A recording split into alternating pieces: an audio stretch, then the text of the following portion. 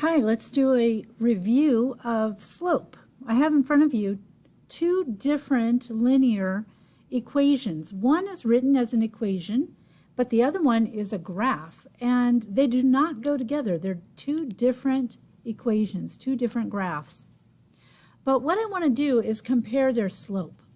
So the first one is in the form of an equation, and the first thing that I notice is that form. I recognize that form as y equals mx plus b. And when you compare that form to the equation, you notice that 3 is in the place or the position of the letter m. That means that m is 3, and that matters because recall that m stands for slope. So for our first equation here, we know just by looking that the slope must be 3. Let's look at the second equation. As I mentioned, it's in a graph. So I see that it's a nice straight line, and I'm just going to pick a point on the corner here. Oops, let me write on that. And then I'm going to look for, remember slope is rise over the run. So I just need another point that's on a corner. Well, I just found two pieces of information, didn't I?